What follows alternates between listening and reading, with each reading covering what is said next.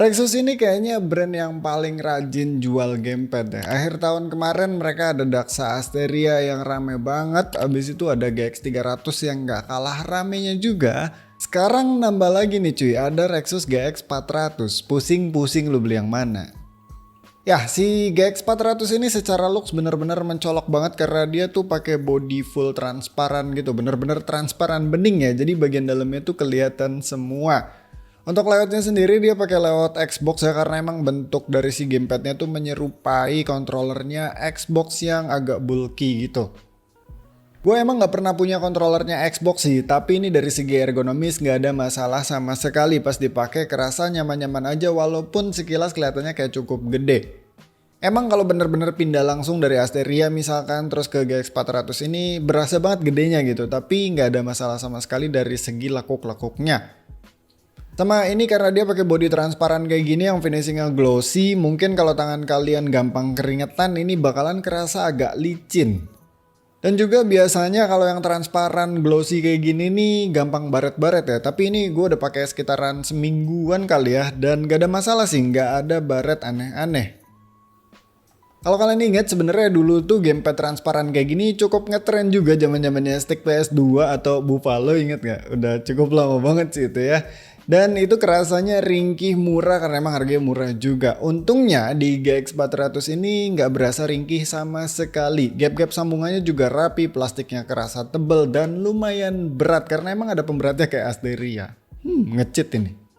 Untuk tombol-tombolnya juga asik ya, dari segi penempatan gak ada masalah sama sekali, semuanya terjangkau dengan mudah, berasa ergonomis juga. Dan di bawah dia punya 2 buah macro button ya, sama kayak Asteria ataupun GX 300, tapi di sini bentuknya lebih enak buat dipencet.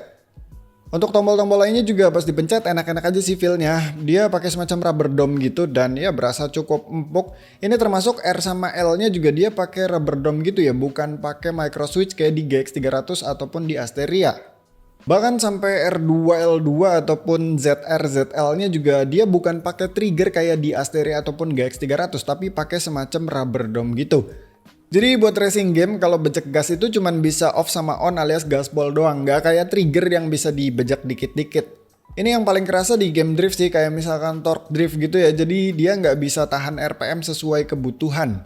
Sama untuk joystick atau analognya ini dia punya circularity error rate di 20%, mirip-mirip sih sama si Asteria dan juga GX 300. Jadi emang dari analognya gue rasa nggak ada improvement sih dari model-model sebelumnya ya. Atau ini juga sebenarnya bukan improvement model, ini tuh kayak spesies baru aja karena kelihatan dari kompatibilitasnya juga beda-beda. Kalau di GX 300 itu kan lebih ke buat PS4, Android, iOS, PC dengan koneksi Bluetooth dan juga kabel. Kalau Asteria itu lebih ke buat PS3, Android, iOS, dan juga PC dengan koneksi dongle dan juga kabel.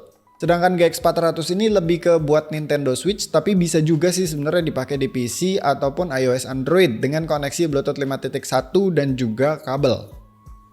Sayangnya gue nggak punya Nintendo Switch jadi nggak bisa cobain, tapi untuk di PC, Mac, iOS itu lancar-lancar aja sih. Emang di PC gue ngalamin ada kendala kerasa delay ya, tapi ini emang faktor posisi PC-nya yang cukup jauh, terus Bluetooth-nya juga pakai Bluetooth bawaan motherboard dan emang banyak barang-barang wireless di situ.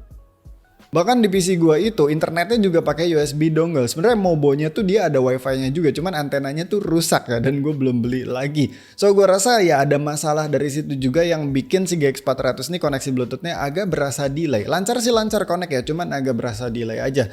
Soalnya pas gue cobain di MacBook ya main gitar flash, itu malah lancar-lancar aja kayak si GX 300, delaynya nggak begitu berasa, bener-bener masih playable banget. Sebenarnya udah kelihatan juga kan kalau GX 400 ini lebih fokus ke buat Nintendo Switch sama buat mobile device. Soalnya kayak di PC itu kan nggak semua motherboard udah ada Bluetooth-nya. Terus kalau misalkan buat di laptop ya nggak semua laptop port USB-nya banyak, malah kebanyakan dikit yang mana jadi ribet kalau pakai dongle.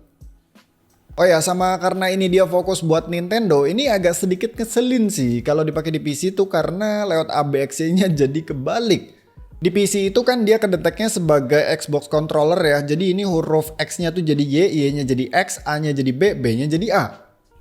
Sebenarnya kalau udah terbiasa nggak masalah juga sih ya, soalnya kita bisa mainin tanpa perlu ngelihat tombolnya. Cuman pas pertama gue pakai agak ngeselin aja, kayak di game itu ada instruksi selectnya mencet A, tapi di sini yang dipencet adalah B karena kebalik itu tadi.